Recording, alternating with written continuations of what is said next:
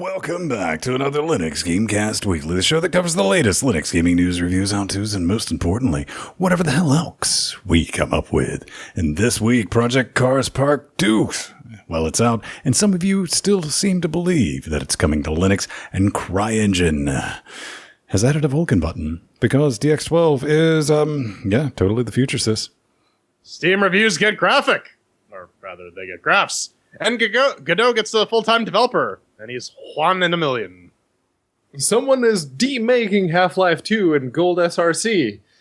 Yeah, you heard me. And Humble releases a bundle with a lot of Linux games, and it's not a Humble indie bundle either.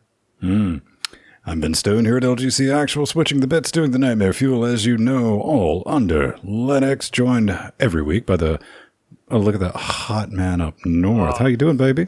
I'm fucking miserable. Kill me now. Oh, come on. It's only like 24 degrees in Canada. See, that's what most people don't know. 25 degrees melts Canadians. You got to keep them refrigerated. And that voice you heard all the way from Space Britannia. Hello. The Isle of the Manish. What was the Isle of Brown as opposed to the Isle of White? That's racist, man. What happened to you? Seriously, stop that. It's the heat. It's one Pedro Montes. And joining us live to help do this, that Shat Realm dynamic helping us form that last little bit known as Cocaine Voltron. They are awesome. Also hanging out, listening to the live audio only feed, which we enable sometimes if things don't go splody on us. It's kind of brilliant. Gentlemen, before we get started, we do like to see what's going on in each other's life organs. I'll just start out. One thing I thought about earlier this week is, say what you will about Ryzen. You can be the massive Intel fanboy you want. Ryzen has gotten people back into cocking around with their hardware. It has completely revitalized the overclocking scene. That is 100% of a thing. And it's gotten me back to... I'm compiling kernels now. And that's something I haven't done like for my personal use in over a decade. So I say good on you, AMD. And hopefully, but sometime before 3 years from now, we'll have a completely operable, stable system. It'll be brilliant. What have you been up to, Jay Baby? Oh, not much. This week has been very uneventful. It's been... I literally had like 3 days where it was just meetings nonstop. My brain is dead. And I'm currently partially melted. Just like so much ice cream. What about you, Pedro? Well, this was a productive week. I wrapped up one of the upcoming hardware reviews of what we're doing. I stopped by the post office today to send the unit back. Giggity. Well, you will see once the review is out, but yeah, no, I wasn't entirely sad to see it go. Well, something that we're never sad to see go, because we know it's going to come back next week and we can beat it again. We can give it the business one more time. Yeah, the horse horse has some review news for yous as well. Yeah, it's the Steam Linux Well, everyone loves internet drama, and sometimes out of the ashes of said drama, some changes arise. So, Steam has gone and made a change to their review system. Now you can see when and how many reviews were made at a given point in time. So this is meant to combat review bombing, where you'll get a lot of negative reviews after like a patch update, or if the game releases and it's busted and later on it gets fixed, and so on and so forth. The reviews will not reflect that accordingly, right? Because games change over time, especially these days with the advent of Steam and patching. So, yeah, now you can see when the review volume actually spiked and when not, so you can make a more quote-unquote informed decision about your purchases. Well, it's not exactly combating the issue as it is sidestepping it, but then again, that's the Valve way of doing things. Well, I don't know, man. What would you recommend? Well, here's the thing. You're looking at it. Valve, that's a fucking wall of text for a histogram, okay? This is like we added a histogram. Everyone knows what that is. Trust me, they do. Pedro doesn't agree with me. I think they added it because of the review bombing on Firewatch, but what's your theory on it? Oh, it's because of the review bombing on Dota 2 after they announced that card game. No, it's because of this other review bombing that happened. It's been happening as long as there have been reviews available on Steam. I think this is actually a fairly graceful solution, all things considered. Valve doesn't really do anything unless it affects them directly. And the only reason we get this after the Firewatch thing is simply because of Valve time. That's it. That's why it took that long. To use our D tool to make a graph. Yeah, it takes about 6 months to write. It's Valve time. It takes a long time to do everything. I don't know. I think it's neat. It's a new thing that's there. Ultimately, I wouldn't even pay attention, man. You notice how like most of the stuff now in the reviews is like you have to decollapse it in order to see it. Mm-hmm. So yeah, you got to remember, ladies and gentlemen, boys and girls, Valve's in the business of selling games, and bad reviews get in the way of them getting their 35%. So. Yeah, I think it's important to keep that in mind. But one thing you're probably not going to be buying for your Linux box anytime soon is Project Cars 2. That's right. It's out. It's available. We should all celebrate, except while we scroll down here. Yeah. Project Carl 2. Hey, man, the Linux icon, it's gone. It's poofed. System requirements. All Windows 10. And you're thinking to yourself, oh, yeah, that's madness, Finn. They didn't say anything about Linux, to which I'll retort over here to the Wayback Machine. In 2017, February 5th of this year, on their web zone, SteamOS was there. And now, I'm going to be real with everybody for a minute. You know, it's not that they've done this just then. It's like, okay, maybe it's coming. This is the second time. Oh, second time they pulled this. These ass banjos never delivered Project Cars 1, which was either Indiegogo or Kickstarter. With Linux was one of their stretch goals. It was met. No, they just strung you along, and they've been saying this entire time. As soon as Project Cars 2 is done, we're going to deliver Project Cars 1. Then we'll get around to Project Cars 2 and all that. You pulled it from. You did the same shit. You did the same shit. But what do you think, lads? I mean, should we just totes be patient and understanding, because we all know Project Cars 3 will have a Linux support, right? I will just point out, because I don't have a dog in this horse race. Dog in this horse. How kinky. Showtime. Yeah, dog in a horse race. No, but what do you call it? The Divinity guys started pulling the shit, and they actually delivered. So it's not outside the realm of possibility. That's all I'm saying. It's not outside the realm of possibility, but to be fair, Larian actually did bring the enhanced edition of Divinity Original Sin before they released Divinity Original Sin 2, which that will never see a Linux version. I've made my peace with that, but that's fine. I didn't give them money on Kickstarter for Divinity Original Sin 2. I gave them money for the first one, and they delivered late. Oh no, it was a solid port. Let's be real. Well, I mean, these guys, the Project Cars people, if we can call them that, just got lumped together with Carmageddon. Fuck you. Interesting club to be in, because I mean, we will jokingly give development houses and studios rightful shit, but a lot of times lovingly. It's like, come on, pull a summer, get your shit together. That's on a different list. No, simply put, Slightly Mad Studios can genuinely go fuck themselves. 100%. Yeah. You know, listen, releasing your third tier racing sim at AAA prices, that's one thing, man. That's one thing. I'm not saying I can forgive that, but, you know, I've seen people do worse. But taking advantage of the Linux hype machine, you know. Outright lying to people. Linux gamers, you know, listen, we're small but highly vocal.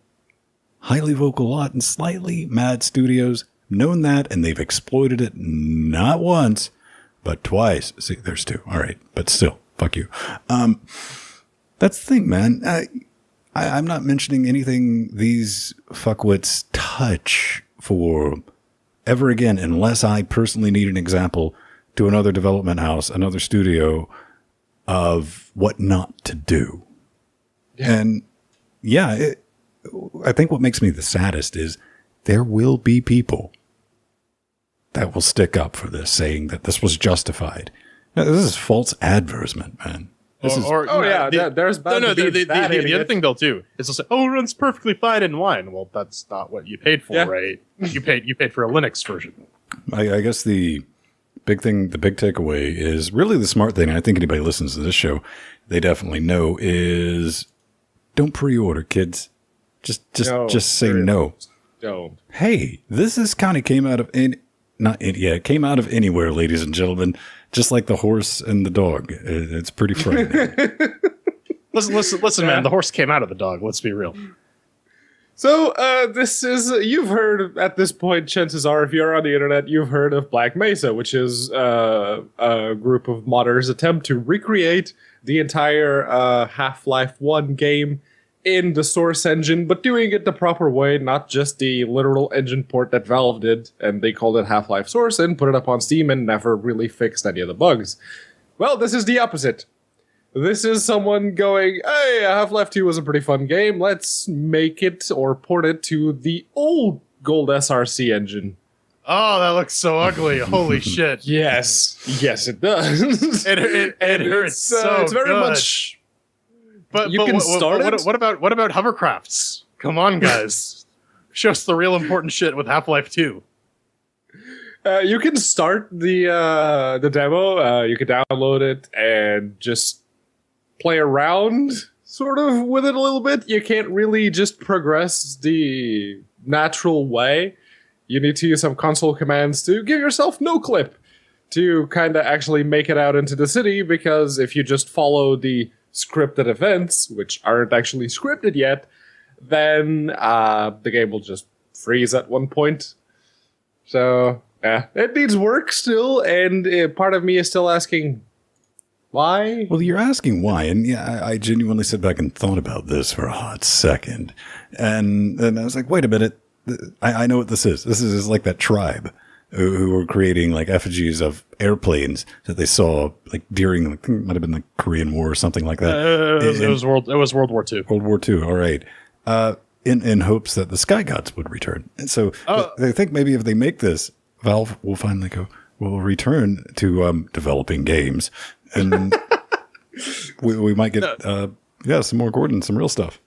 Yeah. You're hoping that the free man will come to bequeath his third gift to us all. I mean, yeah, it's one of those projects where you go, neat. Why? And I mean, like, I assume this is just to keep the developers like busy doing drugs, so that they can like come back to this project and be like, yeah, that's a good idea, so they don't go and like be productive members of society. I don't know. It's a neat little project. It's on ModDB. You can find the link to the story in our show notes. But Ven, your favorite game has an update. Oh my God. It's the Hollow Knight Grim Troop. It's heading your way. They're also shipping out That's way too much red for Hollow Knight. Yeah, man. So, as I was saying, they're throwing in some new charms. Map markers, huge thing. Really digging that, because there's been so many times where I've had almost brought out a piece of paper and written down, it was like, this thing, here's this. New boss fight, 4 new charms, new major quest, enemies, new friends, music. Just like, what the hell? These guys, and if you backed it, you should just give these people money, because this is indie game development done so damn right. It burns, man. It's crazy too, because they just keep adding more content. Like, it's getting to the point where if you're saving Hollow Knight for the home, you may not actually be able to beat it before you die, right? Well, Jordan, this content, but they price the content at such a weird way, though. Yeah, insofar as they're just giving it away. Yeah, I mean, just good on you. You made one of the absolute best platformers I played in, I think, all time. Yeah. Well, the other thing, it's kind of unrelated to Linux. It's BSD though, so I'm gonna say it sort of kind of halfway counts. But apparently they're putting together a Switch version of Hollow Knight, which is pretty neat, because then you can do Hollow Knight on the go or on the crapper, and then never leave the crapper. It's BSD based, and it runs a sort of Nintendo NVIDIA hybrid Vulkan thing. It's a shield tablet. You realize that? I mean, like here's the thing. It will you know how FTL released in a mobile version, and I'm actually just a ghost of Jordan because he died like 6 years ago. Right. This will be the result of Hollow Knight on the Switch for most people. I have the prototype Switch right here. I wonder what's on Pedro's screen. Let's find out. No idea, man. I don't. That mystery shall never be solved. So, Pedro, it's been a while since we've had something this clunktastic show up on Steam, hasn't it? Has it though? Because it seems to be kind of a recurring thing now nowadays. With Valve having basically removed the any sort of entry wall thing. Look, that sentence got away from me, so I'm just going to let it go. This is World of Castles, and it's got a very creepy old man looking at you, just going. He knows what's going on. He's giving you the Lenny look. He's like, hey. Listen, you can say what you want. That dude's got bodies buried in his backyard, man. He's seen some shit, that's for sure. And he probably just looked at the actual screenshots for the game because holy crap. So I saw this show up at the show notes. It's like, okay, so I started reading the thing, and there's one point during Wait a minute. Wait, I went through this in there. I think this is the first time I've seen a Ryzen recommendation. All right, you got that going, but that doesn't make up for what Pedro's about to say. Yes, but then, that's the thing too. Your old 8150 isn't going to cut it apparently. In the about this game section, they have a little teeny tiny bit saying current state, unlimited sandbox build mode, flag customization tool, and your martial skill tree and equipment tool. You know what that reads to me? It reads, this is the shit we could buy off of the Unity asset store, and we haven't really developed anything for this game just yet, so give us money? Yeah, it looks like they're trying to put together some sort of like grand strategy army management game with Mountain Blade style commander mode. So I'm not really all that interested in it personally. And it does look like a little bit of jank. And for 32 Canadian on early access, that's just kind of a pass. That I think by itself is almost an instant pass. Yeah, it does look like it's been very much bought and stuck together with nothing really gelling. And yeah, I agree with Pedro. You might want to get rid of the dude on the main page because, that look. Also at $29.99, that asking price for, and I quote, an online action themed strategy game. That single player, you're being a bit delusional, Brad. Just a little bit. I'll give you some free advice, man. You got a $9.99 prototype at best, on a good day. On top of that, just looking at the Windows users, like this thing runs like shit. And yeah, you're clearly still trying to figure out how to Unity on top of all this. You might have an idea. You definitely got a concept for something, but you need to market it like that because what you have up right now, man, that's not going to sell. That's just going to end in a lot of refunds. Oh yeah. So. But I like mining cryptocurrency. This game has nothing to do with that. Crypto bikes, Q-bike, crypto motorcycles, snakes with wheels, whatever you want to call it, multiplayer snakes. I mean, this absolutely could. Oh, I think Disney's going to sue somebody. Oh man, these people are. Hey man, you might want to change the name because seriously, Q-bike is already an established company that sells actual bikes, and they've been around for a while. But this looks fun. It does. And yeah, all right, early access. It's coming soon. So we don't know cross-platform multiplayer, shared split screen. It's probably going to be a Unity title. But looking at it, they would have to implement a special type of misunderstanding of Unity to make it run bad. I'm kind of interested in this with, I think the one thing I definitely will say is playing with our crew and Shotwell, because it's just going to be 100% intentional try to kill everyone. Oh yeah. So looking at some of these screenshots though, is the rider supposed to be like a disembodied head? Why not? You say that like it's a bad thing. I'm just saying it's hard to drive a light cycle if you don't have any arms. It is a light cycle. It's a virtual thing conceptually, so you wouldn't really need virtual arms and legs. You could just shut drive it up. with the power- Tron is the one true text. It's how reality is structured. Obey me, heretic. But yeah, if they actually manage to deliver the Linux version as fluid and as awesome looking as the trailer makes it out to be, then yes, that looks very good. But yeah, no, does it actually mine for bitcoins while you play? Because I don't get the name otherwise. Now, what I put in the notes was it's clearly not a chess game. Some of you get that. Because that's some LGC deep cuts there. that's some if old you've been watching the knowledge. show long enough, you get that. But do we want to put that in there? The main reason because we played this chess game billions of years ago in the future's past. Well, we tried to play the chess game. And at the time, it maxed out all the cores 100% for just very simplistic looking, and it was 3D Minimum accelerated requirement too. was an 8-core CPU. And we kind of said it on the show, and the guy was way too, because we said it jokingly.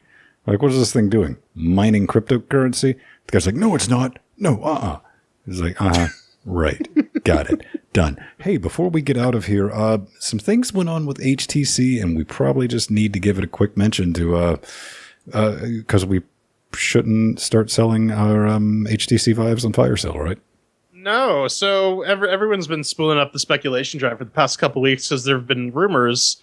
But it looks like Google is acquiring a good chunk, 1.1 billion worth of HTC smartphone business. What that actually contains, no one really knows, but we assume it's probably going to be a lot of just a lot of like radio technology, a bunch of patents, maybe some of the cell phone manufacturing, so that Google can like go try and compete with Apple in the hardware space, which isn't going to work because we all know that Samsung's not going to like that all that much. I don't think Tizen is in a good enough spot.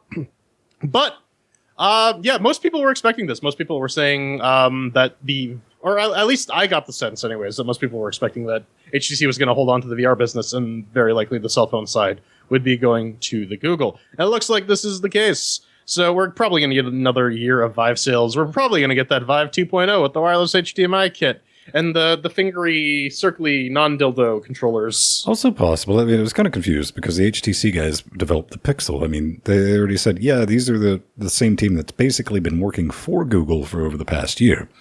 Yeah. And HTC's still going to develop non-Google phones to compete against Google phones that they are helping to develop. Can you really call just regular Android phone sales competition against the Pixel that was basically panned when it came out? Yeah, I was going to say that no one's really buying. I looked at it; they look like really nice phones, but you got to compare it to the original run of the Nexus lines, which were like very reasonably priced. Remember and the original this is like some Nexus? iPhone type price. That phone was awesome at the time. The Pixel is just yeah. Hey, it looks like the Vive's safe for now. HTC, they're going to get their $1.1 billion wet stinky cash infusion, and they've said they're just planning, like setting it on fire, trying to compete in the smartphone and VR market. So yeah, you definitely have 12 to 18 months to get that Vive sold.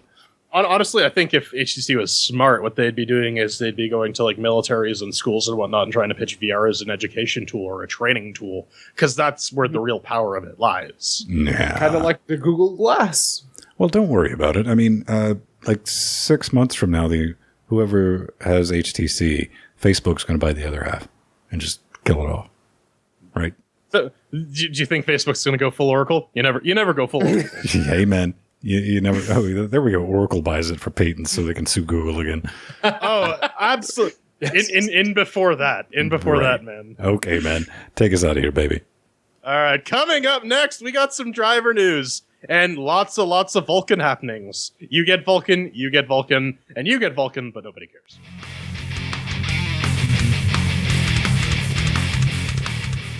I mean, I can start this off. Yeah, we're doing Patreon.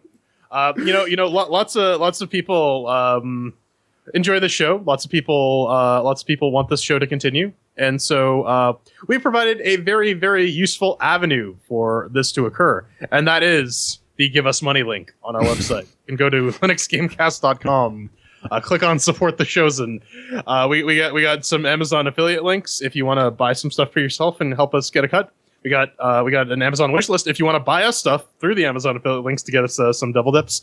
We got PayPal donato buttons. We got and we got some Bitcoins as well. Oh, look at that! Get Ben some pink gaffer tape. We need to just make his studio an eyesore, just constantly. You can use it to direct airplanes. Anyways, if you really want to help us out though, you can head on over to patreon.com/LinuxGameCast, where, oh my god, you can pay us every time we put out a show, and you can get some really cool benefits, like, say, your name in the credits, or access to our Discord server, or an audio-only stream. Because we got some people in Discord right now who are listening to us and not looking at our stupid, ugly faces. And you could be one of those people who don't have to look at our stupid, ugly faces anymore. $2.50 an episode gets you access to our show notes, where you can, post suggestions, complain at our factual inaccuracy, or just make otherwise disparaging remarks. And if you really like it, you can give us $25 an episode. And yeah, you just get your way onto the show. It's a crazy level, man. Pretty much. It's pay to play. It's pretty insane. We are coming up on our next goal, which is the merch run. So we'll be doing t-shirts and definitely stickers, so you can like straight up vandalize places with our ugly mugs and or graphics. But we need to address somebody who's back, man. Frank. Oh shit, Hey! Frank. Do we have some new additions to the fuck wall? Well, I mean, of course, naturally, we got Truggy here. We added him last week for the cheer of pankness, but he is the keeper of the fuck wall. Anything you help with the studio build out, we still got a couple of nicks and knacks on there. You get your name up here for all time, prominently displayed. Frank loves it. I love it. It helps us out, makes things go quicker.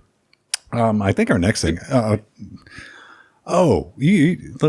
Here's a fuck you decision, right? So the next big purchase is either going to be that stupid monkey ultra wide monitor, or the 12 bus mixer. Ooh. Yeah.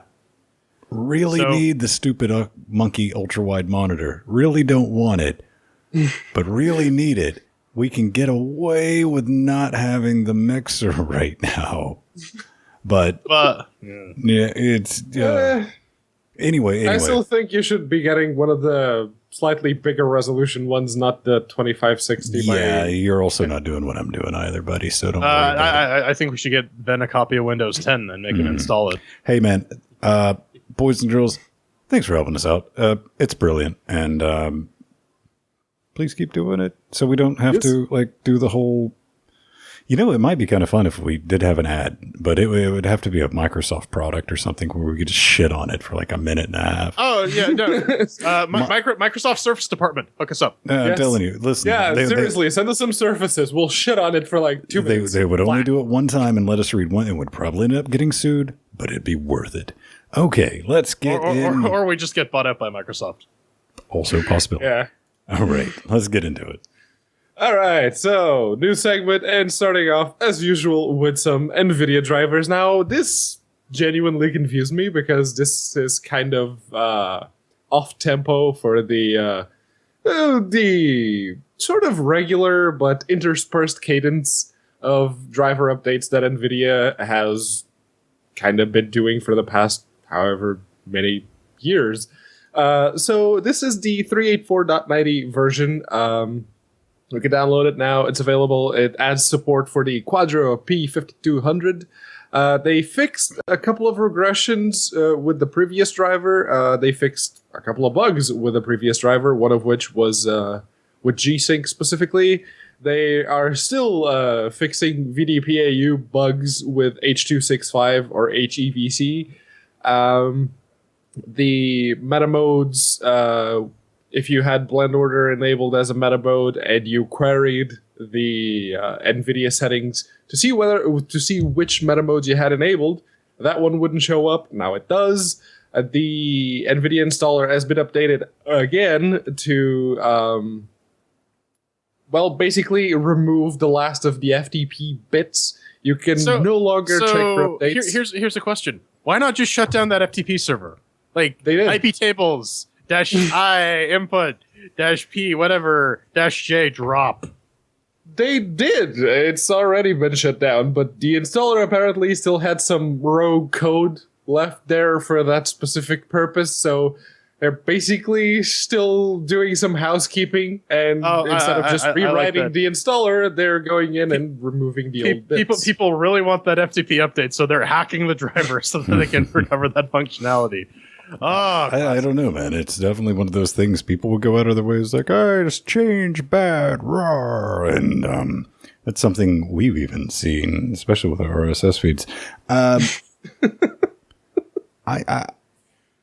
didn't bother updating this one because I'm not having any problems, and I'm very much on the "don't broke, don't fix it" train right now. So it's good to see. Honestly, updates. I'm with you on that one. I updated just because, oh, hey, it's the new driver. Let's test it. It works. There are no noticeable performance differences with the 1080. I didn't experience any of the bugs or the regressions that they mentioned in these notes, so I don't know. But hey, updated drivers. This week, I just updated to 348.69, so I'm not going to fucking update again. Right. Screw, unless I have a really compelling reason to do that. I'm am I the only one? It's been a long time since we've seen something that rhymed with like a performance update. I think, honestly, I think like NVIDIA OpenGL is about as fast as it's going to get. I think it's as fast as they can get it, man. And when they set up the vendor neutral dispatch, it kind of, it's the one OpenGL implementation that works, so it's fine. And I mean, we're probably going to see some performance things with the 4.6 stuff, because I don't think we've seen a video driver that directly supports that just yet. And there's always going to be Vulkan performance improvements, so when those occur, we'll report on them. All right, so Humble Bundle, they're getting positive again with the business. Oh, yes. So I think they are starting to realize that when they have multiple operating systems supported across all the games in the bundle, more people buy the bundles.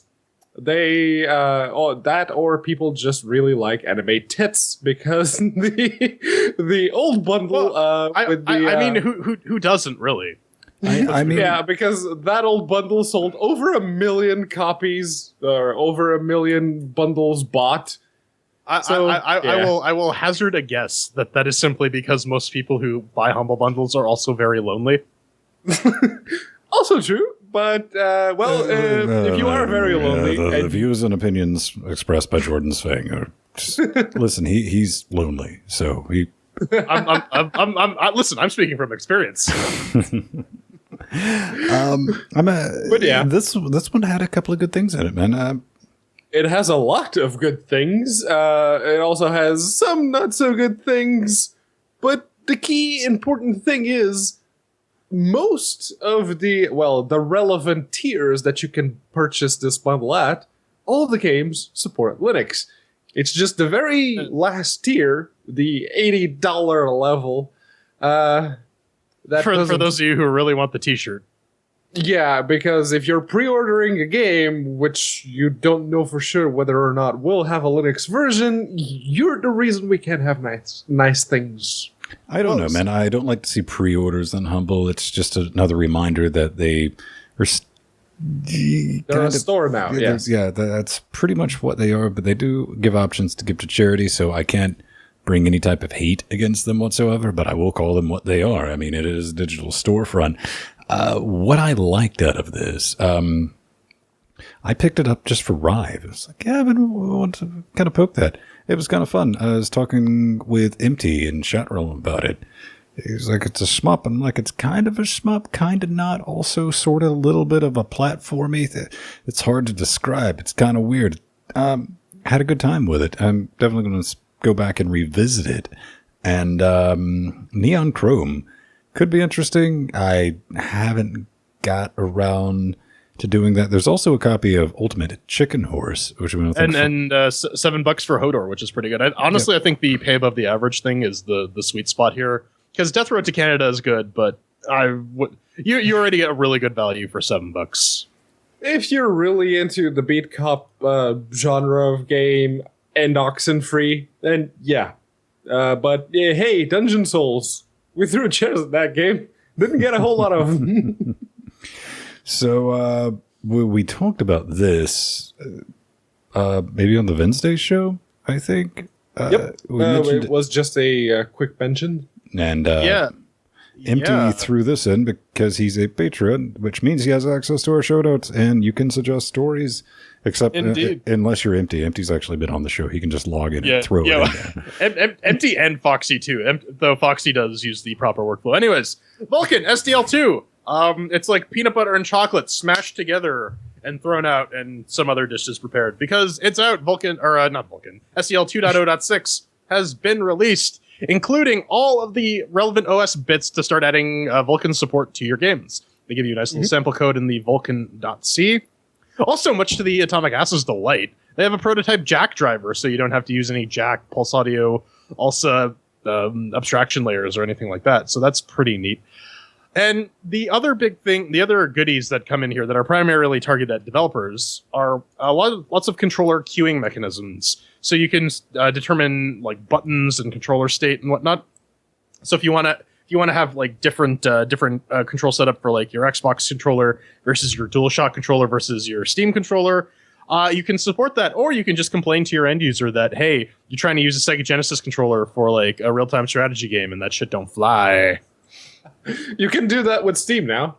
You can literally set mouse inputs to any controller you plug it in, so long as it's supported by SDL. Yeah, I mean, Which, if you have a special type of wasn't hatred more. for yourself, you can use your Steam controller as your gerbil. Yeah. Yeah. Well, I'll talk to you a little bit about that in the review segment, but Yeah. But yeah, no, this is those of you that have been following the whole Vulkan SDL thing may remember that Iculus said he would not be doing for Vulkan what he did with OpenGL and SDL, which was make it stupidly easy for you to create a GL context to render just anything. Because really, honestly, it makes sense because Vulkan is so much lower level than OpenGL that creating that bit of abstraction to make it that easier, it's kind of defeating the purpose. But he did say he wasn't really going to stop anyone from doing it.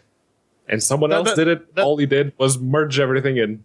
That seems to be the Iculus MO. It's like, if someone wants to do it, I won't stop you, but I'm not fucking touching that. Hell, Mr. Alert's talking about this in Chat Realm, his SDLCL project, that is an abstraction layer between SDL 1.2 and SDL 2.0, which is all sorts of neat. So all types of fun things. There is one Linux update here. Apparently, they're adding a kernel mode setting video driver if you want to do some embedded development or just have some CPU-based rendering. So that is pretty neat. But speaking of Vulkan some other train. tools, Woo, woo. some other tool maybe you've gotten it. Makes me want to cry. Because it's CryEngine. It's the major release. They kind of hinted at this in some of the beta releases, but 5.4 officially brings Vulkan Beta. And hey, man, they're just kind of talking. They're still working on it. I mean, this team has went through some financial difficulties, and this engine's kind of like, yeah, there's better options out right now. But it's here. I mean, I think this kind of nails it down. Every major engine capable of exporting to Linux now has Vulkan support of some type or another. And well, except for Godot, but they've given their reason. Yeah, but I mean, there's tons of features in here, but that's just the big one I wanted to point out. The only thing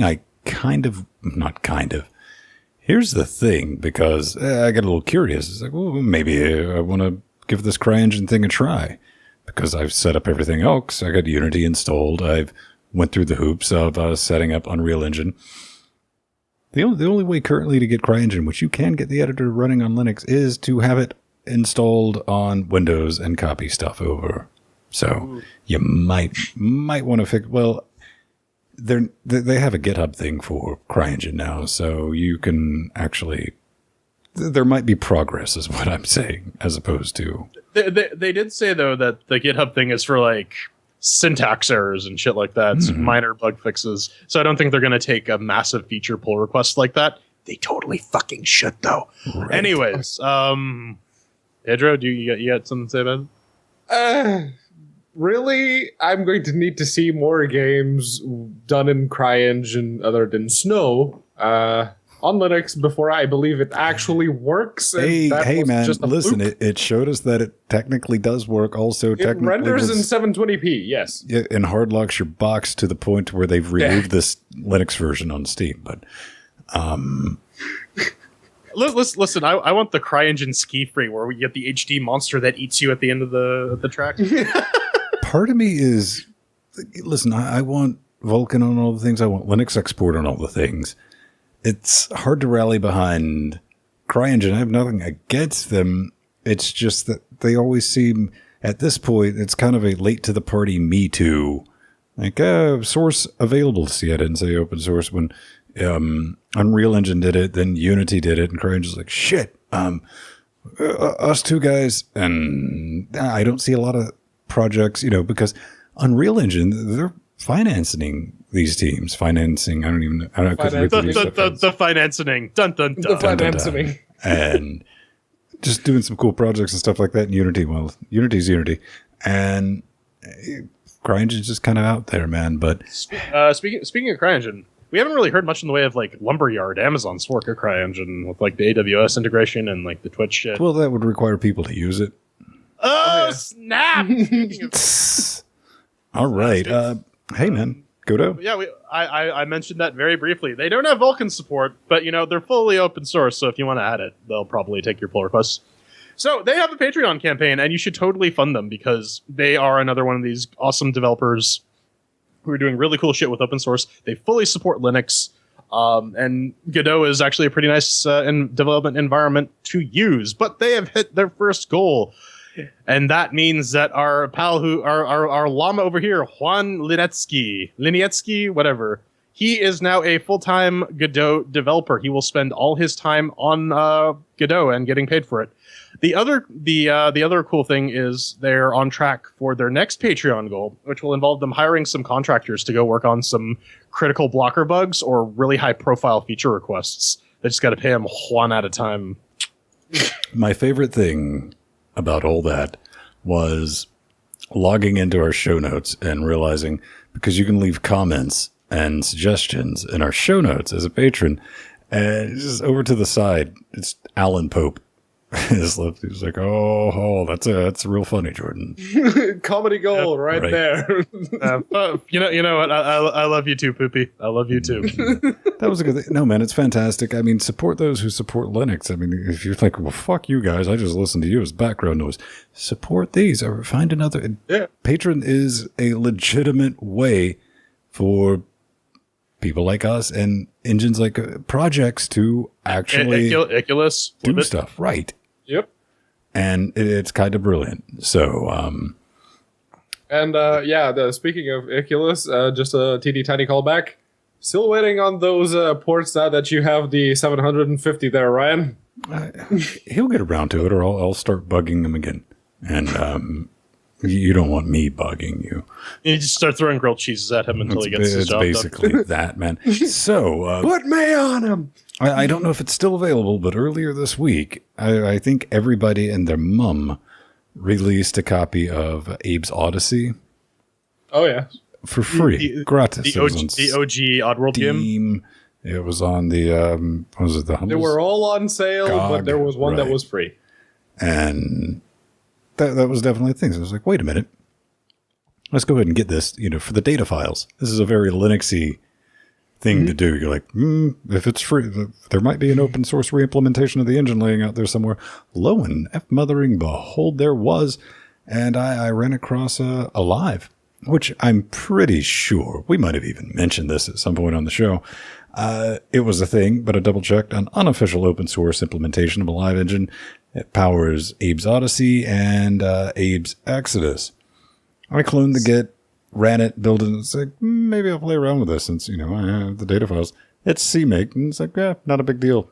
And then it aired out. It was like, you don't have GTK3 developed installed. I was like, I don't really care enough to install it, but that's where it's at. I assume it would compile and work under Linux. I mean, everything else, it should. Probably. Right. I mean, the entire thing's SDL2 based. Right. The guy behind this is actually So his normal hobby is he apparently writes a level editor for these games, and he realized that like there are some really large limitations within the original engine that stops him from doing the cool shit that he kind of wants to do with these levels. And so, in true open source fashion, he said, "Fuck that noise! I'm gonna do it myself," and completely rewrote the Oddworld engine so that he could do what he wants. So good stuff. Yeah. And since it's SDL, it may actually make the platforming in those old... Listen, Pedro, it's SDL2, so unlike the latest title, which was a Unity fustercluck that still isn't sorted, your controller is going to work out of the box. Oh, yeah. It may make the platforming tolerable now. I don't believe that for a second, because while SDL2 input handling is fantastic, we have seen SDL2 games that have shitty controls because it's still up to the game code to actually interpret the controls and do stuff with them. So we could have full controller support. It'll work with your Power Glove or your Nintendo Power Pad, but it'll still run like ass. I don't know. Complete aside, I have started watching some YouTube videos where people are using the Dreamcast fishing controller in competitive gaming. Oh yeah, they have like the Dark Souls. Dark Souls with the DJ Hero pad. Yeah. Yep. That's the thing. I had a TIL on that one. Before we get out of here, I think we mentioned it in the pre-show. We were talking not this week, but maybe last week or the week before about some psychopaths. What's the proper word to use? Which they're among good company.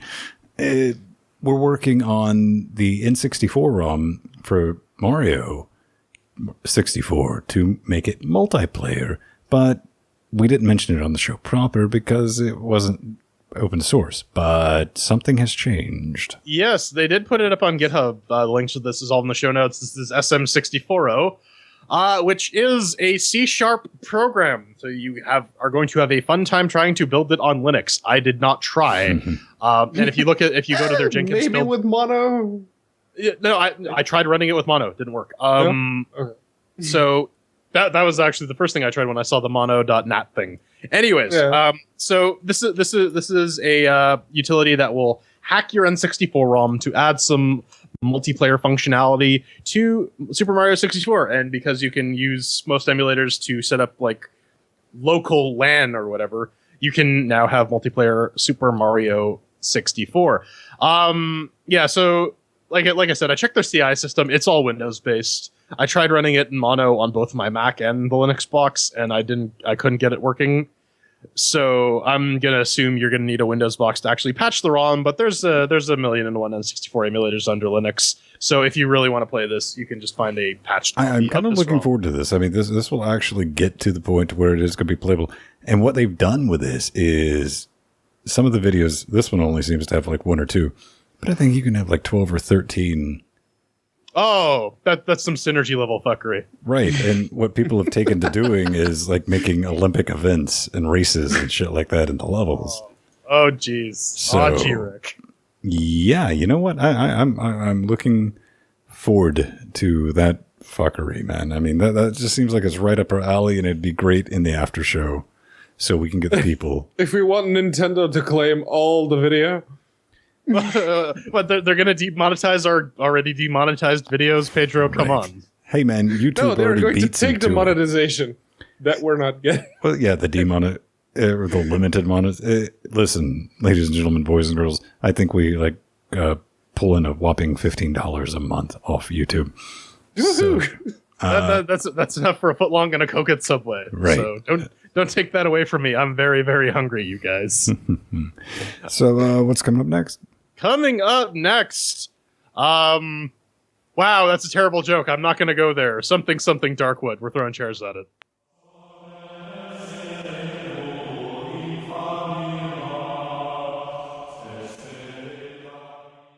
I closed off the last segment with ducking a racist joke, and I'm going to keep that up because, god damn it, I don't want to get taken off YouTube. This is Darkwood. It's from Acid Wizard Studios, developed on the Unity engine. You could tell from the Unity screen a bloop when you launch the game. It's around 15 of your local particular currency. And what is it? Darkwood is a new perspective on survival horror. Scavenge and explore a rich, ever-changing free roam world by day, and hunker down and pray in your hideout for the morning light. So, if you don't know what the chair acquisition is, this is where we go over a game. Sometimes they send us some keys. In this case, they did way back. This was back when it was in early access. The game was in a very incomplete state. We took a little bit of a look at it, and then we came back to it once it got released. So we're going to give it the business. We're going to go over it with a fine-tooth comb, maybe give it a little QA that it maybe sort of needed before it got released. But all chair acquisitions have one thing in common, and that is the chair acquisition. 1 chair means that it's shit. 2 chairs means that it's a moderately comfortable office chair. 3 chairs means that they're the nice kind of office chairs. And 4 chairs is, I guess, some sort of gangbang porno couch. You get the idea. We got our categories of doom, mixed with the working, shiny sounds, controls, and fun. So we're switching up the format a little bit. We're going to be doing this in a round table. So mixed with the working. I guess we'll just start off then. What did you have? Hey, man. I didn't experience anything other than... what do you guys think? When you first start something and your screen goes blue, you're just like, oh, shit, here we go. No, nowadays that just means Unity. Well, that's I mean, it's better than like the spray and pray configuration screen, right? Yeah, no, what I'm saying is, yes, that oh, shit, here we go is slang for Unity. You really do never know what you're going to get. On my box, running 1704 with kernel 413 with a 980 at UHD.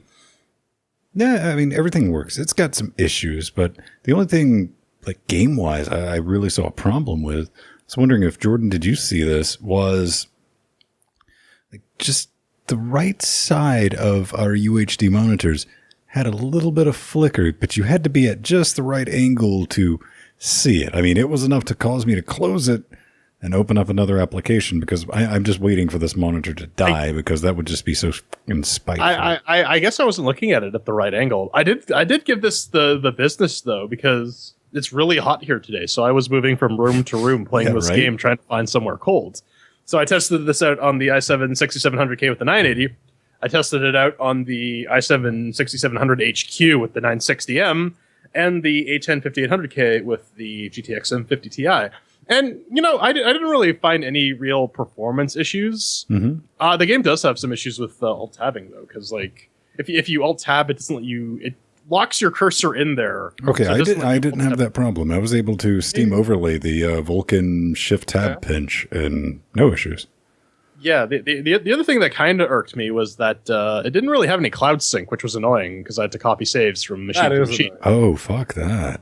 Yeah, no, that is annoying. In 2017, if you don't have cloud save, that's... But yeah, outside of that, the game actually ran fine. But then again, you look at it, but yeah, I guess more on that when we get to the shiny and the sounds. But yeah, over here, even with the aging FX 8370E, it ran fine.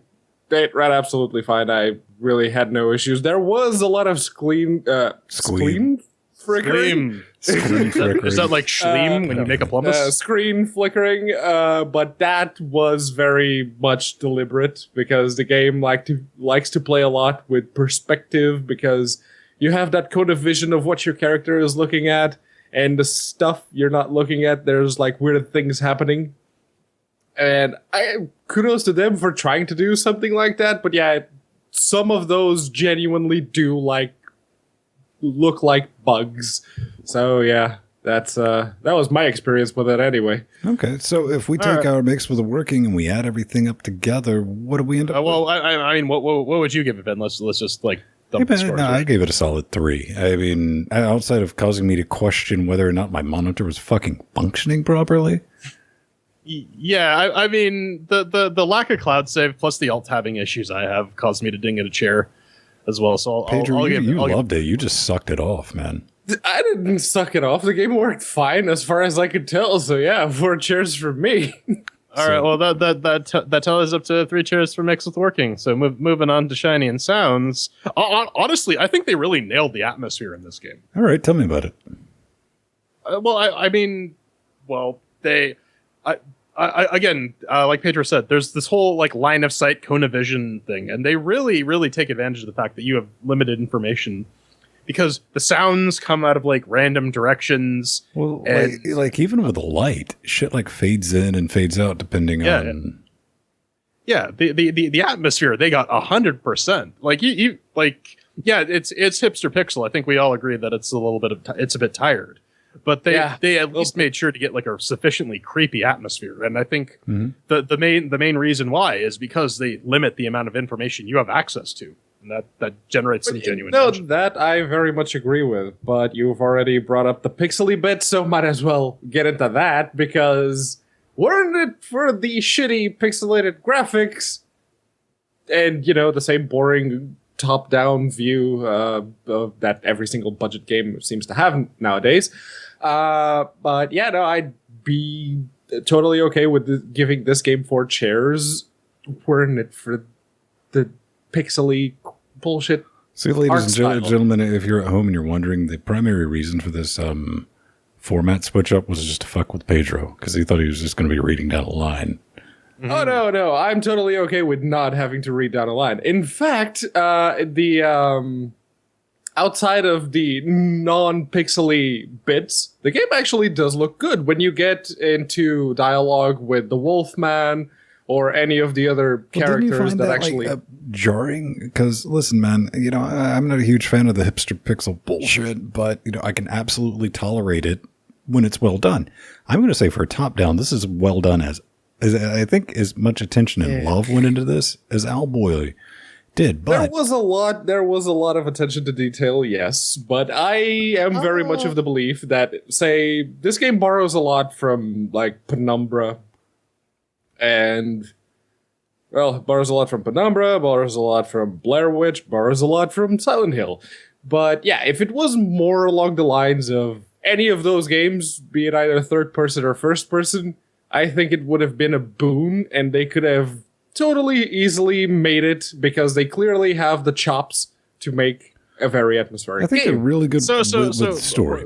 So harping on your point about like the detail in like the hipster pixel, though, it's very clear for like moving enemies and whatnot. But for some of the objects, I just look at it and I go, "What the fuck is this?" Yeah, what the fuck is that? and as for your point about like the switch between sort of the hand drawn aesthetic and the hipster pixel aesthetic, I mean, I thought it worked. It had like sort of these sort of indie film, or like not indie film, like experimental film interludes where they don't really give you, again, a lot of information. You're sort of left to piece things together. And I thought it was a relatively effective way of telling the story, or at least conveying some limited information. It's definitely a thing. I just found the switch from pixel to, the intermission screens and like cooking screens and all that really jarring. It kind of felt like this was our concept art, and this is the game we ended up with. Maybe not. They did it right. I think it looks good. It's very suspenseful, and that's kind of difficult to do with the hipster pixel stuff, and especially with this game. I'll talk more about it in the fun section, but gentlemen, we've all played this game multiple times without ever playing this game. Yeah, definitely, for sure. There's bits and pieces of other games that we played. It's not particularly original, but anyways, if we had to put a chair value to what we thought about this game, then what'd you think? Yeah, I'll give it a solid 3, maybe. Yeah, me too. No, I can't. See, Why not? Penumbra back in the day looked good. This doesn't look good. It sounds very good. There's a lot of atmosphere. It's very tense. All right, define good. What's your criteria here for good? It doesn't look good for a 3D game, which it's not. It doesn't look good as a game, period. It's if you can easily do a good-looking horror game with minimal effort, and this clearly has a lot of effort put into it. It just doesn't work. Not for me, anyway. I don't know. I found like the appearance, like the visuals mediocre. I thought the sounds were where this really shone through. But anyways. Yeah, the sounds were freaking spot on. But yeah, for me, it gets 2. All right, well that totals up to 2 chairs. So let's move on to control. This game had some controller issues, didn't it, Pedro? Did it really? Oh, you made him make the noise. As far as I could tell, controls for me, I really have no issues with it. I was, in fact, going to give it 4 chairs, but there's some issues with the user experience in this game, because, okay, obscuring certain things, that's fine, but deliberately artificial difficulty inflation is very much evident in this game because Did you ever figure out the combination to that goddamn thing outside? Yeah, it's once you get to the second day after you meet the Wolfman, you go to the Silent Forest. It's in the haunted house. Okay, I haven't found the haunted house yet. Got it. Yeah. But yeah, no, it's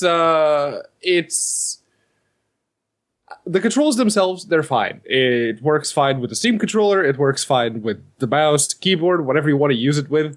And not actually explaining over half of the stuff that you need to know about how this game works, and basically this just is what I gotta ask in. you then. Did you play the prologue?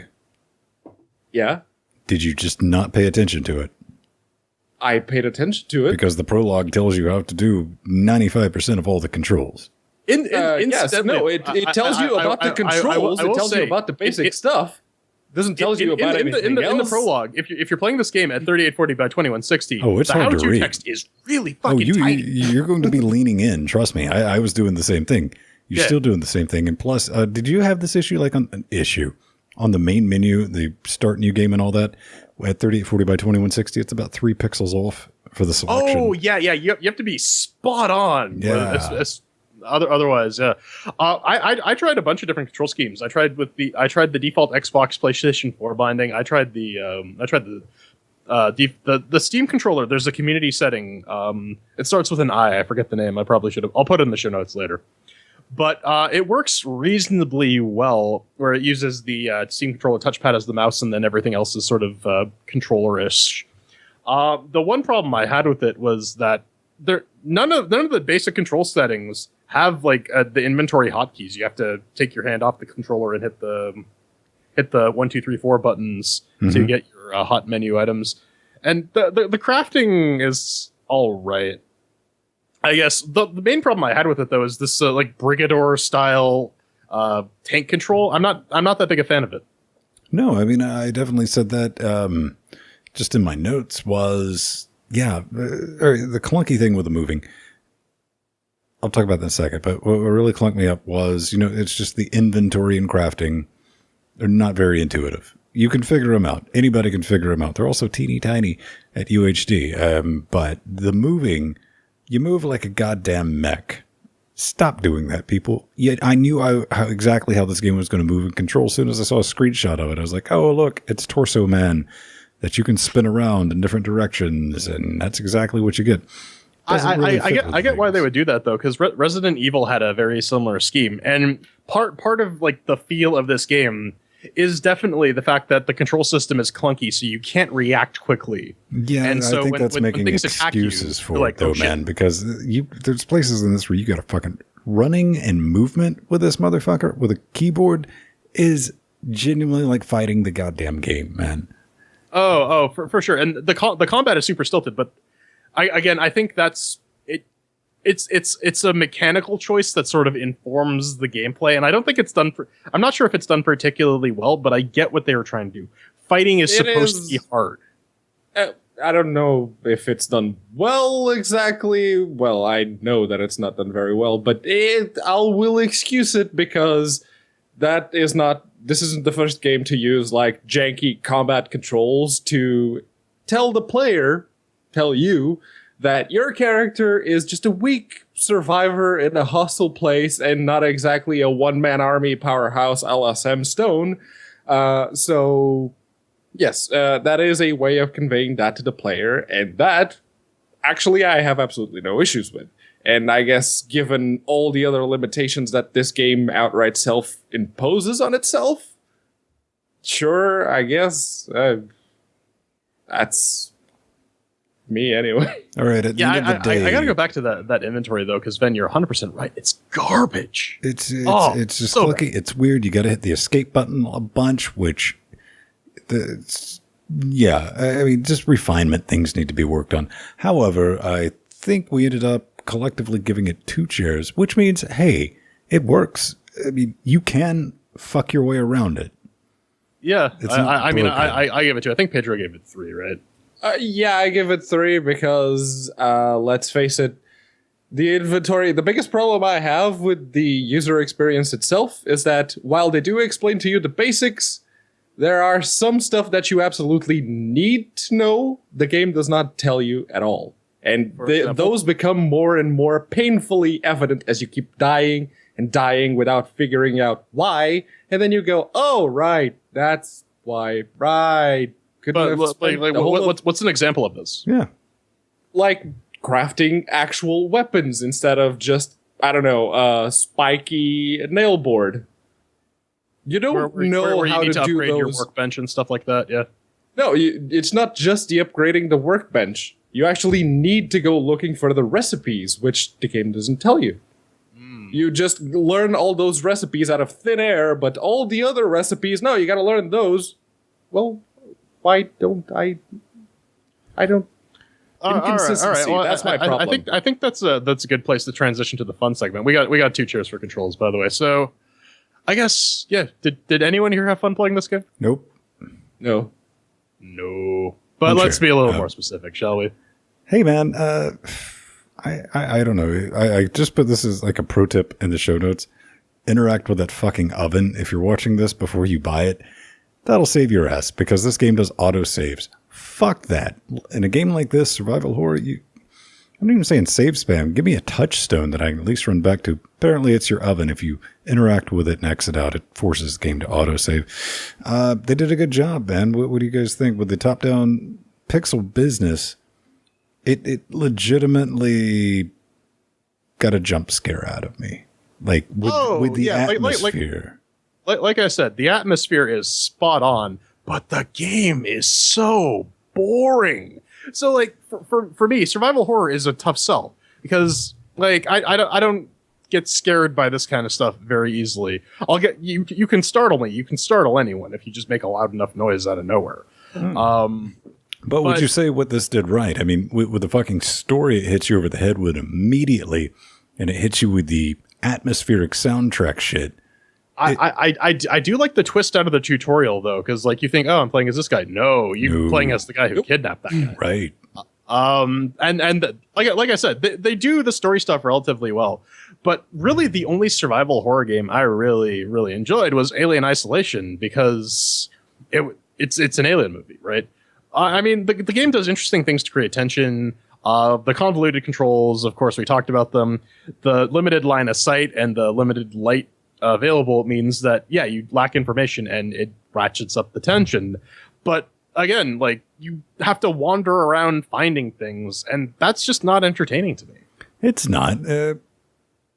Pedro, I'm going to have to go back to, I think one of the biggest things hurting this is we've played this exact same game multiple times.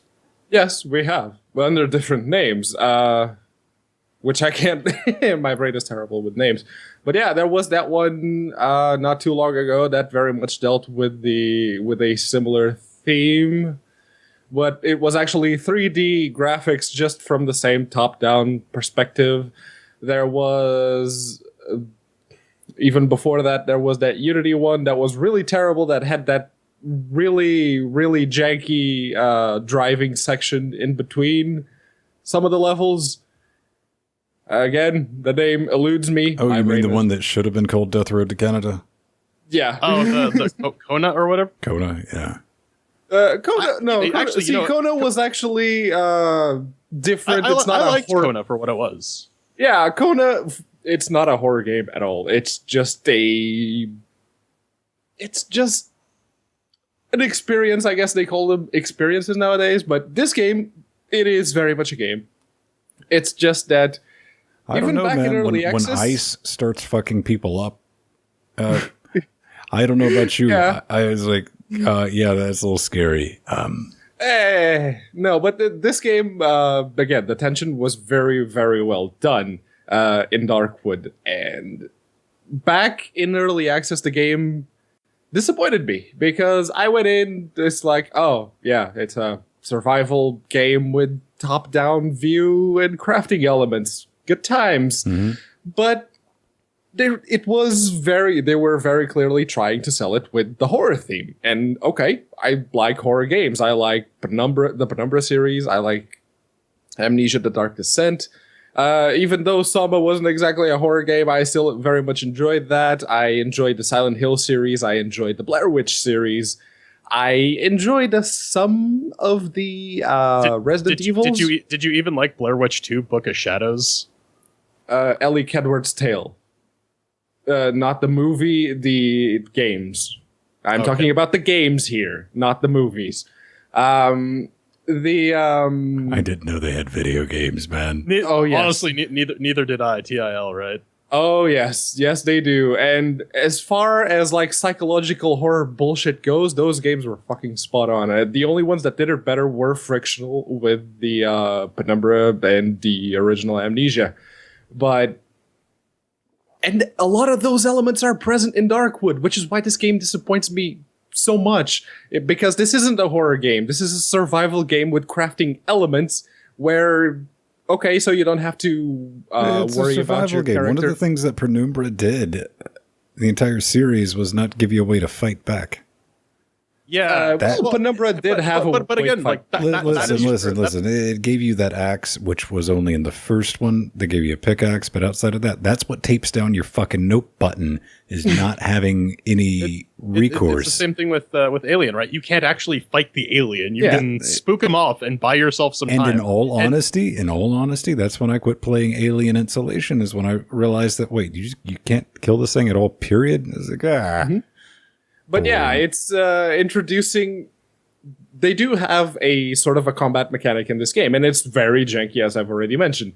It's...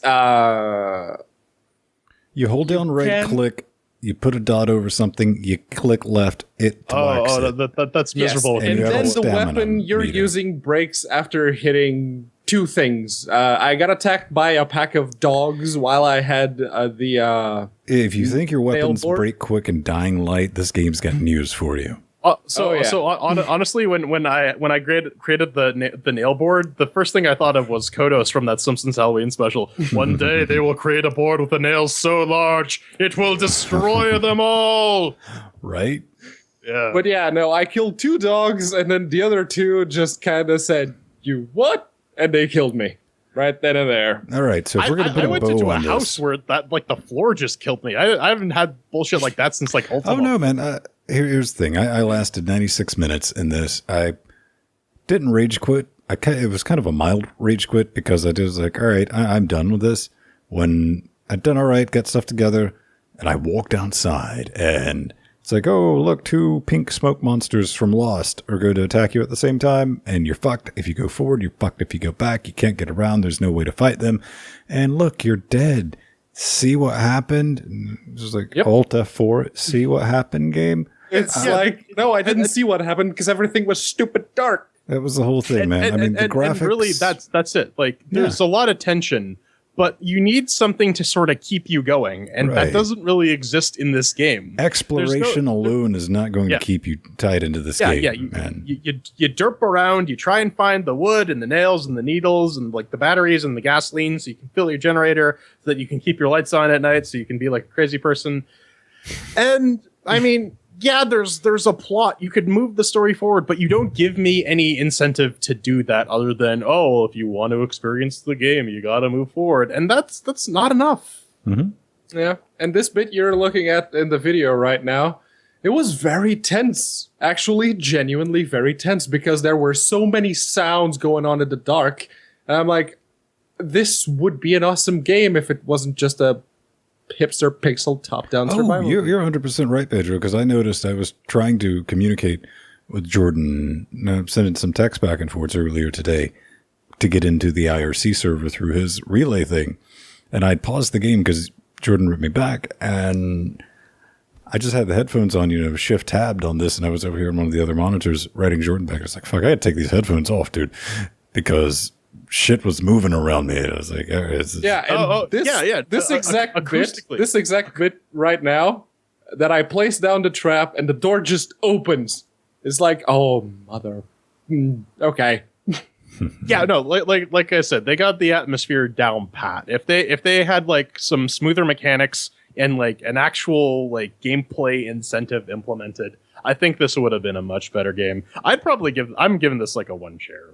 Yeah, it's one. I'm not going to go back to this, and I don't think they're going to be able to change it. I think they made the game they wanted to make. I think they made it exactly as they wanted.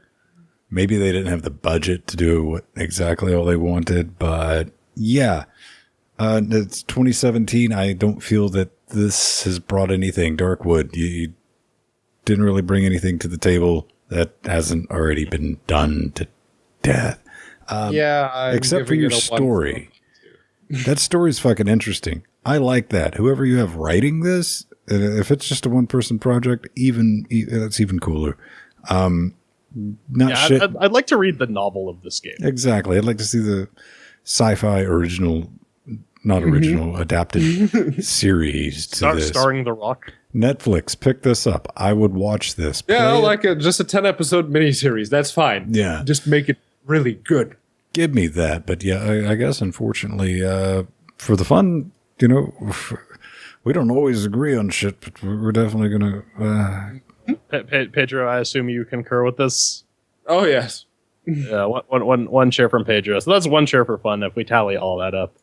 We get Listrider, 2 moderately comfortable office chairs for Darkwood. I think we've kind of went over it with a fine-tooth comb. You got any remaining final thoughts? Something that you just really wanted to bitch about this game? Other than just again with that story, Brad, you got it. I want to know more. I really want to know and see what's happening. I just don't want to do it at the expense of having to play this fucking game in order to find out. This is something I would genuinely probably go on Twitch or the YouTubes and find a playthrough and put it on in the background and check it out. I mean, I guess I really do want to thank them for sending the keys. It took a while before it showed up to a final product. And the final product was still as disappointing to me anyway as the alpha version. So, and unlike Pedro, I think it looks good for hipster pixel, man. Yeah, I mean, for what it is, the visual aesthetic works, but I think it's kind of middling. They could have done more. All right. Anyways, coming up next, we got some hate mail. We learn why AMD still doesn't have the market penetration that it does, and we investigate a killer.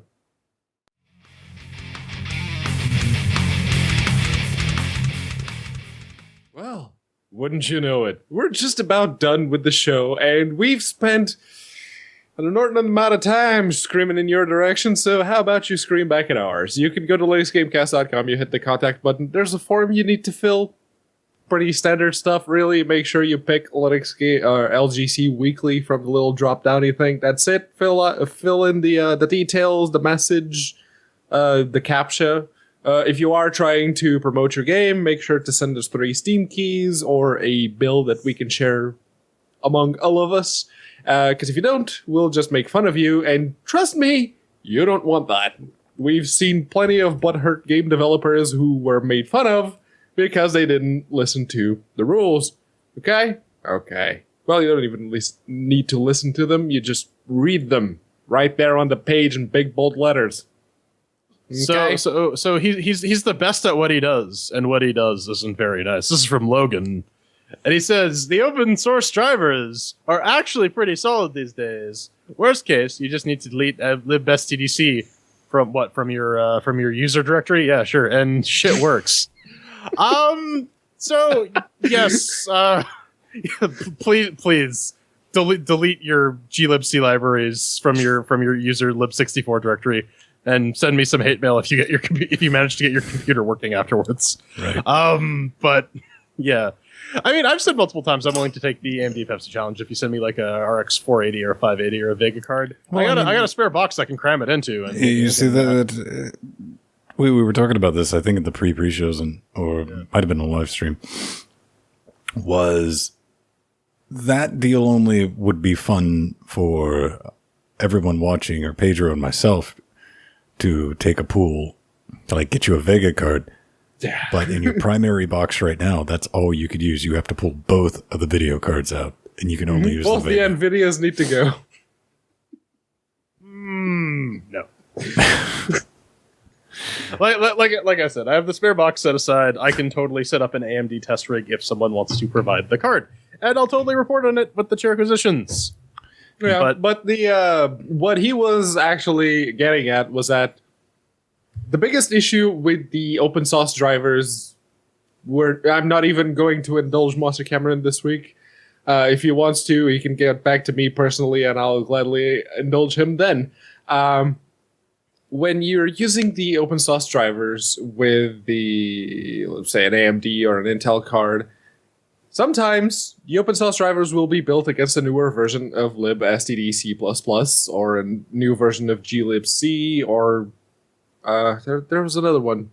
But yeah, when those drivers are built against newer versions of those libraries, Steam, for instance, won't start. Or some Steam games won't start because the libstdc++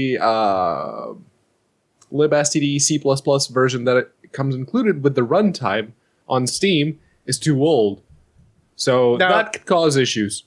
Here's the question, though, if you've played around with it, because I'm not 100% sure of it myself. But Steam added that prefer host libraries. Does that help that at all? Yes, it does. If you have the prefer host library set to 1, which is the default now, you will not run into this issue, assuming your libstdc in your system and your drivers are working well with each other, which chances are, if you're looking at your desktop, they are. So that's fine. But yeah, it's usually the biggest issue with the prefer host libraries is actually games themselves, especially games that they test it against the runtime and nothing else. I think the big takeaway, especially with the open source drivers, is they have come an incredibly long way in a very short period of time. Oh yeah. I mean, in a 2-year period, they went from to Can you now. tell that?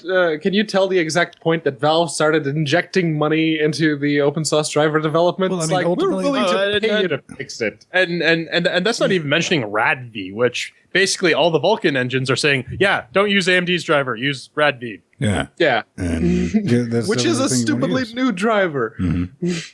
It's got a brilliant. It passed the. We definitely want to say this is compared to like NVIDIA's official open source driver, which requires like kernel 3 point what the fuck ever. Yeah, NVIDIA can die in a fire on that shit. AMD and the open source absolutely has it covered. So, coming up next, He's a killer queen. Sockbat. Sockbat? Sockbat. Okay. He apparently is asking. Everyone talks about Linux needing a killer or a killer app. What about a killer game? Do you guys think there will ever be one? Who would be crazy enough to release a big game just for Linux? Well, there was that conjecture a while back about, making Half-Life 3 or Half-Life 2 Episode 3 a Linux exclusive for just like a month. So honestly, I think at this point the FUD is so great that a Linux exclusive app, even if it was Half-Life 3, would ultimately be ignored. You'd get the Winbros or whatever, basically just waiting a month. I think we've kind of gotten past the point there where one killer app is going to draw people to the platform because there's so much like software investment in the Microsoft Windows infrastructure, or in the ecosystem at least, that a large chunk of it would need to be available under Linux for people to even consider that. Not to mention all of the FUD that has been spread throughout the years, just the abject lies and falsehoods that people are just talking about as fact. Well, listen, man, I've installed 7 Linux, and I know all about it because if you want to change your sound settings, you got to recompile your kernel. Well, I mean, Atomic Ass has to, but that's because he does things like that. That's because he actually has to compile his own kernels. Hey, man, Strider is pointing out that Moonbuggy is still a Linux exclusive, but it's on Lutris, so doesn't matter. Yeah. I don't know. Here's something I said when the Steam machines launched, and for me, it was my raging clue that Steam didn't really give 2 fucks, or Valve didn't give 2 fucks about their Steam machines. It's like, yeah, you need to release something timed. be it a month, be it 3 months, just to fuck with people.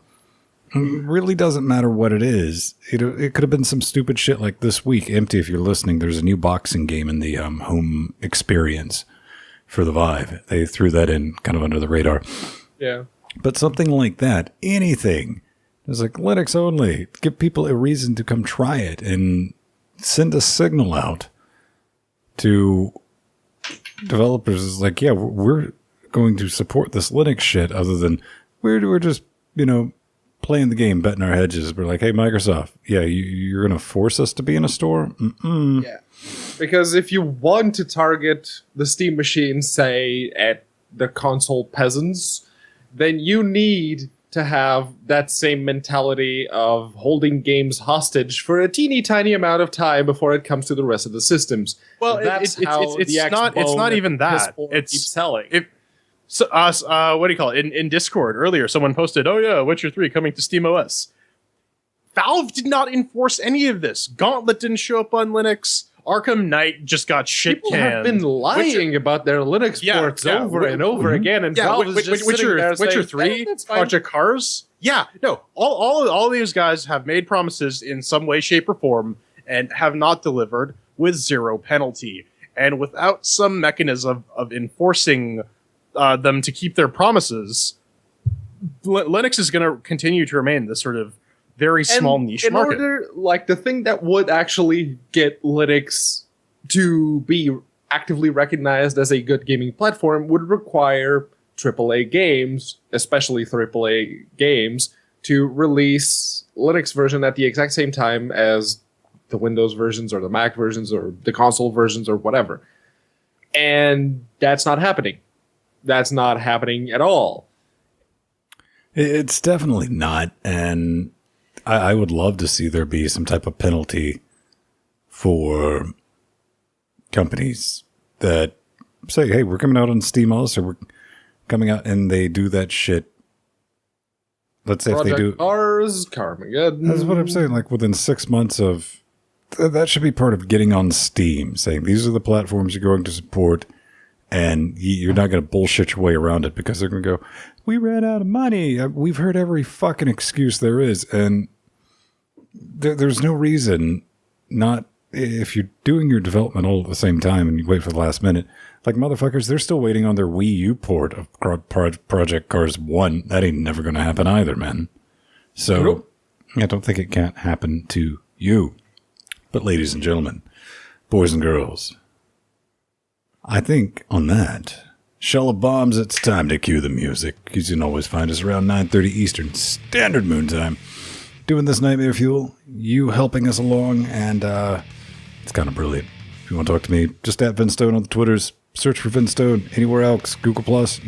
I'll read it. I even might get back to you. It's been known to happen. I'm Jordan Svung. You can find me just, I don't know. I do things on the internet sometimes, mostly on You just like to watch. You're not a big participator. I am very much a voyeur, but if you shout at me, I usually get back to you. I'm at The Burning Pool on Twitter, plus Jordan Svung on Google Plus. Unlike this guy who likes to get into every single internet argument. Not every single one. I get into a few select ones. Usually the ones that I know that the people there will also indulge me. But yeah, no.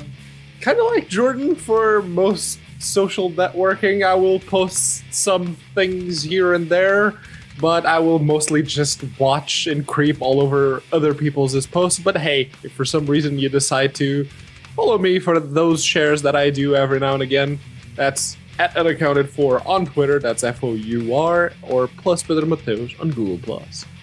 That's kind of brilliant, and we're just going to pretend there's some credits because look at all those credits fly by. Pretend. Woo! Oh no, credits. Credits. Hey. Because the credits, they're coming to kill us. Run, guys, run It's before terrifying. they eat us. But remember to wave, because if I fuck up and forget to do the credits, I key them out, so they're actually traveling over us transparently, so everyone can still see us. It's a thing. Oh God, that's horrifying. No. No. Sway, Jordan, sway. I didn't know it could actually crawl back inside my body, but it did. Listen, my hips don't lie. If that ball exploded, I'd be so happy. My balls are exploding right now. My balls explode with delight. Oh, my nipples explode with delight. Tweet Put on your my red balls and dance the blues. What? No. Oh, that was No. okay. That was a fart. I thought it may not have been a fart, but it was a fart. 5 dudes.